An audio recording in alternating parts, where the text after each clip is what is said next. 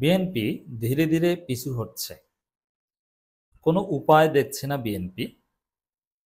তারা সকালে প্রধান উপদেষ্টাকে গালি দেয়, বিকালে আবার তার আস্থা অর্জন করতে চায়। ব্যর্থ চেষ্টা। লন্ডন বৈঠকে সমঝোতা হয়, কয়েকদিনের মধ্যে সমঝোতা উল্টে পাল্টে যায়। আবার সেই সমঝোতা টিকিয়ে রাখার চেষ্টা করে। ইউনূস আবার ফোন ধরেন না। ইউনূস বিএনপির কথা শোনেন, আবার শোনেন না। মাঝে মাঝে বিএনপির সাথে বসতেই চান না, মাঝে মাঝে ডাকেন। আবার বিএনপির মতের বিরুদ্ধে যেও জাতীয় ঐকমত্য কমিশনের সিদ্ধান্ত পাশ হয়। তা সব মিলিয়ে বিএনপি হতাশ, চোখে মুখে অন্ধকার, চারদিকে অন্ধকার দেখছে। অভাগা যেদিকে তাকায় সমুদ্র শুকিয়ে যায়। বিএনপির অবস্থা হচ্ছে এখন এরকম।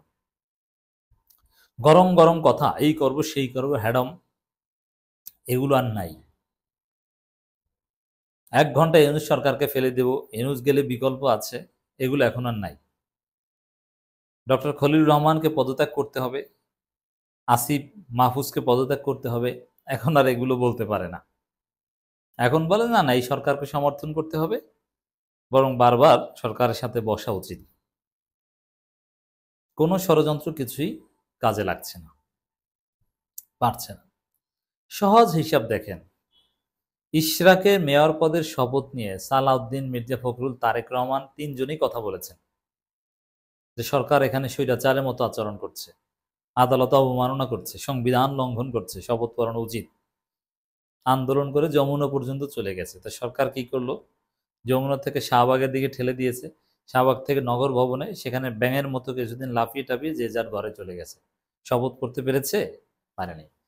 তা বিএনপি কিভাবে ধৈর্য হয়ে যায় বুঝতে পেরেছেন। সব জায়গায় বিএনপিকে এভাবে সরকার পিছু হটিয়ে দেয়। ওরকম এই একই ব্যক্তি প্রধানমন্ত্রী হয় এবং দলীয় প্রধান হওয়া, এই বিষয়টাও বিএনপিকে হাতে হারিকেন দিয়ে সরকার ঘরে পাঠিয়ে দিচ্ছে।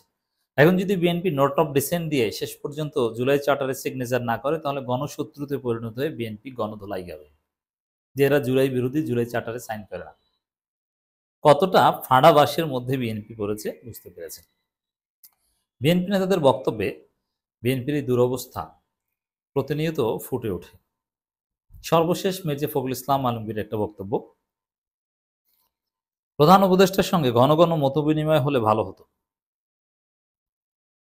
অথচ এই বিএনপি একসময় বলতো যে এত কথা বলে লাভ কি, কথা বলি কাজের কাজ কিছু হয় না, কিসের বৈঠক।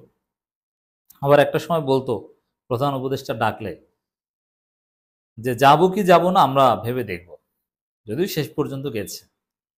আবার মাঝে মাঝে যেতে চায় না, আবার যায়, বলে যে না আমাদের দাওয়াত ঠিক মতো দেওয়া হয়নি, হোয়াটসঅ্যাপে মেসেজ দিয়েছে, এই দাওয়াতে যাওয়া যায় না, অপমান করেছে, ঠিকই আবার যায়। তো মোটের উপরে বিএনপির সেই হ্যাডম এখন আর নেই। শুধু খাওয়া দাওয়া, কাজের কাজ কিছু না, এত কথা বলার কি আছে, নির্বাচন দিয়ে দেন, এইরকম আচরণ ছিল। কিন্তু এখন যে প্রধান উপদেষ্টার সাথে ঘন ঘন আলোচনা হলে ভালো হতো, যে আপনাদের আসলে প্রধান উপদেষ্টা আস্থা অর্জন, কাছাকাছি হওয়ার চেষ্টা, এগুলো ছাড়া আর কিছু করার নেই। গায়ের জোরে হুমকি দামকি আর কিচ্ছু করতে পারছেন না, আর পারবেন না, সেই রাস্তা নাই, সেই রাস্তা বন্ধ হয়ে গেছে। এটাই হচ্ছে বিএনপির বাস্তবতা। অন্তর্বর্তীকালীন সরকারের প্রধানের সঙ্গে রাজনৈতিক দলগুলো ঘন ঘন বৈঠক হলে ভালো হতো বলে মন্তব্য করেছেন বিএনপি মহাসচিব মির্জা ফখরুল ইসলাম আলমগীর। দর্শক, একদিকে জামাত শিবির রাজাকার এই মুহূর্তে বাংলা ছাড় বলে, আর একদিকে তাদের সাথেই পাশাপাশি দাঁড়িয়ে হৃদ্যতাপূর্ণ সম্পর্ক দেখায়। বোঝা যায় যে বিএনপির স্লোগান বিএনপি মানে না, ওগুলোর উপর আমল করেন। আপনি যখন কাউকে বাংলা ছাড়তে বলবেন, স্বাধীনতা বিরোধী বলবেন, তখন তার সাথে কোনো কোঅপারেশনে আপনি যেতে পারবেন না। যেমন আওয়ামী লীগ করেছিল। আওয়ামী লীগ যখন যখন থেকে জামাতকে একদম ডিমিন করতো, তখন থেকে জামাতের সাথে কোথাও বসতো না, মিশতো না, জামাতের অধিকারই স্বীকার করতো না। তো জামাতের সাথে সম্পর্কের জন্য তো বিএনপিকে এখন ক্ষমা চাইতে বলছে অনেকে, যে জামাতের বিরোধিতা করতে হলে আগে বিএনপিকে ক্ষমা চাইতে হবে, জামাতকে রাজাকার বলতে হলে আগে বিএনপি ক্ষমা চাইতে হবে, এতদিন রাজাকারের সাথে কেন চলছে, তারপরে জামাতকে গালি দিতে হবে। কোন বেকায়দায় পড়েছে বিএনপি? ক্লিয়ার, কঠিন বেকায়দায় পড়েছে। এখন ঘন ঘন বৈঠক করতে চান, এটা বিএনপির ব্যর্থতা, হতাশা এবং বিএনপির যে মুরুদ শেষ হয়ে গেছে তার প্রমাণ, তার আলামত।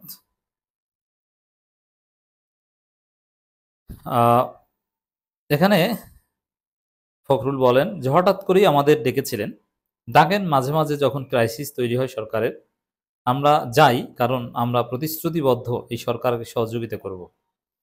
মানে লন্ডন বৈঠকের উপর এখনো আস্থা যে না ওইটা ইউনুস করে দিবে, আমাদের ক্ষমতায় এনে দিবে, এই জন্য বলছে যে না আমরা প্রতিশ্রুতিবদ্ধ সরকারের।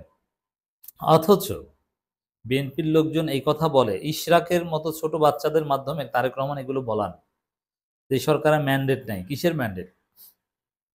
মির্জা ফখরুল, আমির খসরুরা বলেছে না সংস্কারের ম্যান্ডেট নেই সরকারের, আর এখন ম্যান্ডেট তৈরি হয়েছে, লন্ডন বৈঠকের পরে ম্যান্ডেট তৈরি হয়েছে। গণতন্ত্র উত্তরণের জন্য যা কিছু দরকার করব, তবে আমরা মনে করি এই মত বিনিময়টা আরো ঘন ঘন হলে ভালো হয়। তো দর্শক, ঘন ঘন মত বিনিময় চান, কাছাকাছি যেতে চান। দম ফুরিয়ে আসছে বলে সমুদ্রে যদি আপনি ডুবে যান, তখন দম ফুরিয়ে আসলে পাশে যা পান সেটা ধরতে চাইবেন। তা এখন ইউনুসকে ধরতে চান, দম ফুরিয়ে আসছে, জনগণ কর্তৃক বিএনপি বর্জনের শিকার হচ্ছে। বিমান দুর্ঘটনার প্রসঙ্গ টেনে তিনি বলেন, যেটা হয়েছে একটি বিমান দুর্ঘটনাকে কেন্দ্র করে অনেক কচি প্রাণ গেছে, আমি নিজেও দেখতে গিয়েছিলাম, আমরা দুঃখ প্রকাশ করেছি, শোক জানিয়েছি। উদ্ভূত পরিস্থিতিতে মাইলস্টোন স্কুলে 2 উপদেষ্টাকে অবরুদ্ধ করা হয়েছিল। পরীক্ষা সংক্রান্ত জটিলতা সচিবালয়ে ছাত্ররা ঢুকে পড়ে, যেটা সবার কাছে মনে হয়েছে এটা প্রশাসনিক জটিলতা সৃষ্টি হয়েছে। কয়েকদিন আগে গোপালগঞ্জে ফেসিস্ট শক্তির লোকজন যে পরিস্থিতি সৃষ্টি করেছিল তাদের উত্থানের নমুনা মনে হয়েছিল। অথচ বিএনপির লোকজনেই এনসিবির বিরুদ্ধে দাঁড়িয়েছিল, তারা বলেছে ওখানে গেছে কেন। আবার বিএনপির লোকজন, জয়েন্ট সেক্রেটারি পর্যায়ের লোকজন তারা বুদ্ধি দেয়। ইশরাকের মতো বাচ্চা ছেলে বলে যে জনগণের সেন্টিমেন্ট, কোন জেলার মানুষের কি সেন্টিমেন্ট সেটা বুঝে কথা বলতে হবে। এর মানে গোপালগঞ্জবাসীর সেন্টিমেন্ট হচ্ছে মুজিববাদ, অতএব মুজিববাদ মুর্দাবাদ এটা গোপালগঞ্জে যে বলা যাবে না। এই ধরনের এলএম দিচ্ছে, নলেজ দিচ্ছে ইঞ্জিনিয়ার ইশরাক। তিনি আরো বলেন, এটার জন্য প্রধান উপদেষ্টা বলেছেন রাজনৈতিক দলগুলো ফেসিদের বিরুদ্ধে আন্দোলন করেছিলেন, তাদের সঙ্গে সবার আলোচনার জন্য তিনি ডেকেছেন। আমরা যেখানে আলোচনা করেছি নির্বাচন প্রক্রিয়া দ্রুত ত্বরান্বিত করা, ওনার প্রতিশ্রুতি ফেব্রুয়ারি মার্চ মাঝামাঝি সময় যে নির্বাচন হবে। দেখেন ফেব্রুয়ারির মধ্যে নির্বাচন হবে কথা হয়েছিল, তাই না? আর এখন মির্জা ফখরুলই বলছেন যে ফেব্রুয়ারি মার্চ মাঝামাঝি সময়ের মধ্যে যেন হয়। এপ্রিল থেকে ফেব্রুয়ারি, এখন আবার ফেব্রুয়ারি থেকে মার্চ পর্যন্ত গেছে। বিএনপি যে পিছু হচ্ছে আলামত পেয়েছেন, বিএনপির সামনে কোনো উপায় নেই, বারবার পিছু হচ্ছে। ডিসেম্বর থেকে ফেব্রুয়ারি, এখন ফেব্রুয়ারি থেকে বলে মার্চ, এটাকে বলে ধৈর্য হয়ে যাওয়া।